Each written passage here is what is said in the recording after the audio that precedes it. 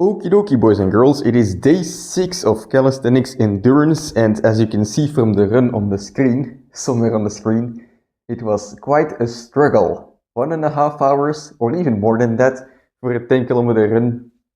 You can barely call it running, right? But the fact that I'm here sitting, laughing, not being depressed, means that there's also a good side to it, which is today I figured out a lot. I woke up this morning and even walking was just hurting, so I was like actually fearing for my 600-day running streak, figuring out like, holy hell, is this where it comes to an end? But oftentimes when we think about like, or we have an injury, we think about the worst case scenarios and we think about like the bigger picture and the fact that we're not able to do what we're supposed to do. But in those moments, it's also very important to zoom in and focus on what you are still able to do. So this morning, I didn't focus on I have to run 10 kilometers. I didn't focus on that. It wasn't, it crossed my mind, of course, but it was not my main goal anymore. My main goal was now to keep my running streak alive, which is at least 5 kilometers a day. And, in order to do so, I had to get out there, out of my bed and onto the street to move forward. And even so, running was not an option. So I've just focused on, at first, walking, right? Just normal walking.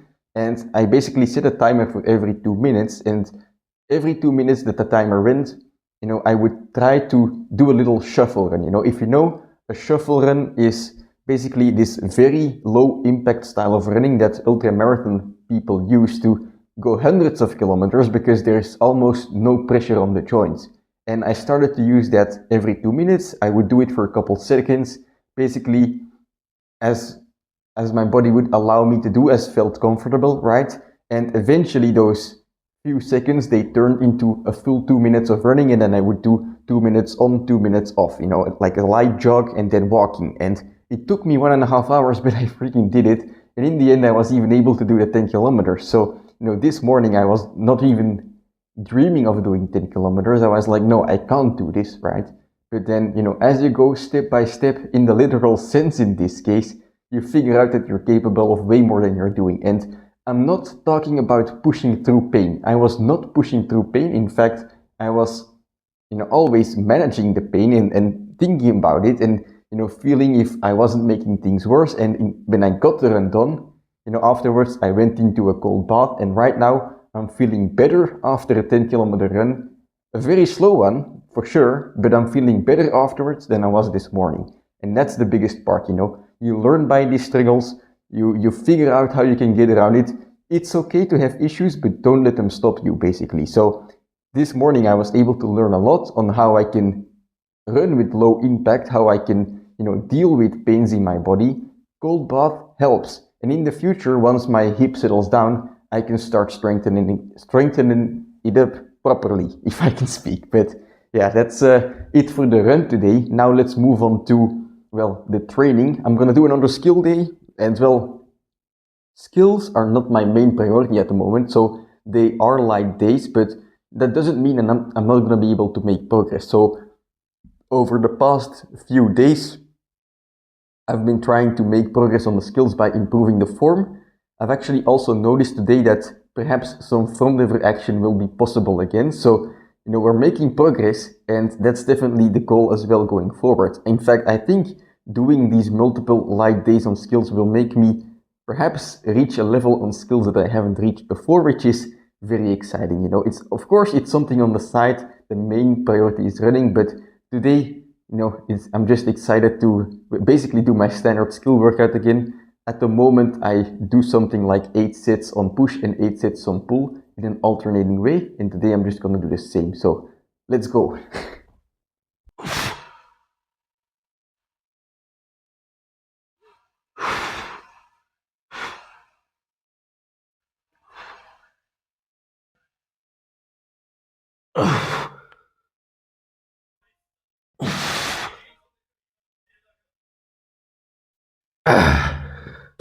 Whew. Feeling a bit rusty. Well, I guess I did 500 push-ups yesterday, or 600 even. I can do better though.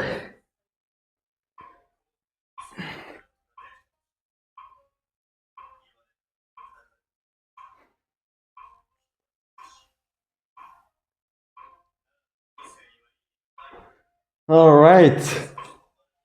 That's 10 seconds of a normal tuck front lever, but the pain is bearable. Holy shit.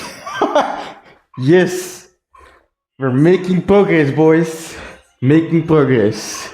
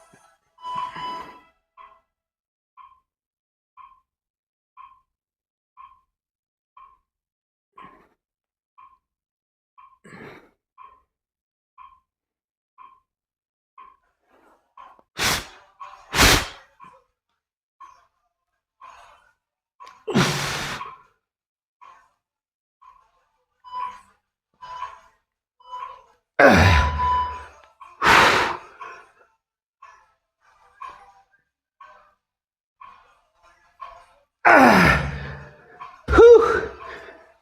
3 sets of 3. I'm gonna keep it at that for today.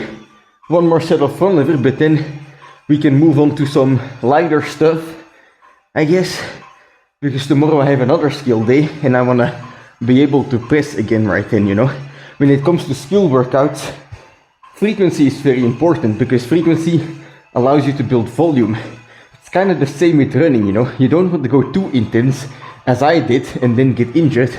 You want to keep the intensity kind of low but build the volume, and then once you get used to a certain volume, that's when you keep it stable and you can ramp up the intensity a little bit. So right now the frequency of my skill trainings has increased tremendously because every day that I basically have an off day, no push-ups and no squats, I'm doing these skills. So I'm doing them way more often. I should drop the intensity. That's why 3 sets of 3 today is more than enough.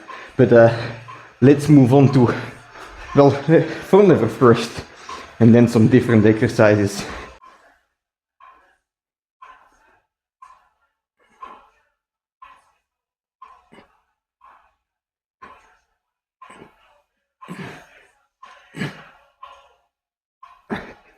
Yes! Yes! Alright, let's go.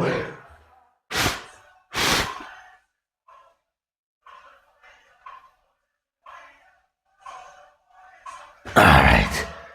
I guess this doesn't really count as a different exercise.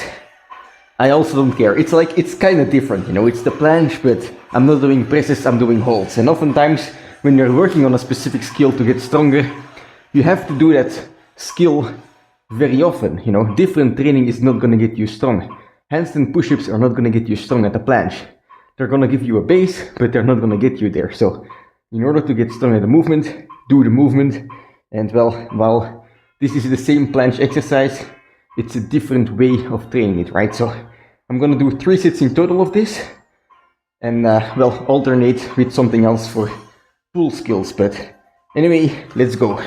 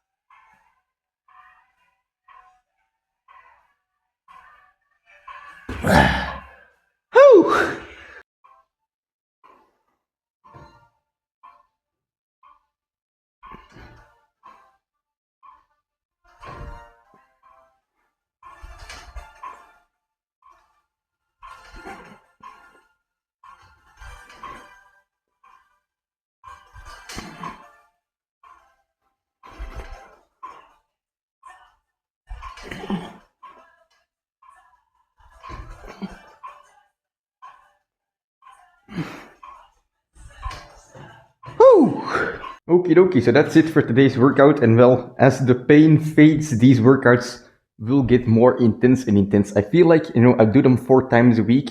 So 8 sets per workout on both push and pull will be kind of a good volume. But, the intensity really matters on what my body is able to handle. And well, as soon as the pain in my abs here on the side is gone, I'm going to be flying. So I'm very much looking forward to it. But that's basically something for, in the future. I don't have to worry about that, just like this morning, I didn't have to worry about a 10K or a 5K or let alone running, right? I just had to focus on getting out of bed and doing what I was able to do in the moment, which was go for a walk, start with 2 minutes and then see from there. And it's the same with the skill workouts, it's the same with treating my injury from the deadlift. It's just step by step, and you only get moving by taking that step, So very happy with how today's workout went, and well, excited for tomorrow to see if there will be any further progress. Of course, not getting injured in the first place is the best, but once you're stuck in a situation, don't cry about it, do something about it, But yeah, that's gonna be it for today's workout, and I'll see you tomorrow for, well, I don't know this out of my head yet. So yesterday I did a push/leg workout. Today I did my first skill workout. So today or tomorrow, I guess, is Monday, is gonna be another skill workout. So I'll see you then.